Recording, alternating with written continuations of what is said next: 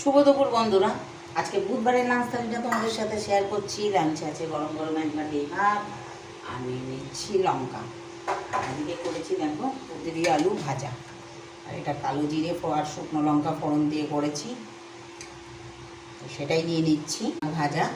আর এই কলমি শাকটা ভাজা করেছি পেঁয়াজ রসুন কালো জিরে আর শুকনো লঙ্কা ফোড়ন দিয়ে কড়াই করেছি চাইনিজ এগ পটেটো কারি। কারা কারা খেয়েছো অবশ্যই কমেন্ট করে জানাবে। এটা কিন্তু খেতে কিন্তু দুর্দান্ত হয়। আমি এক রিলেটিভের বাড়িতে গিয়ে এটা খেয়েছিলাম, তা সেটা বানিয়েছি আজকে।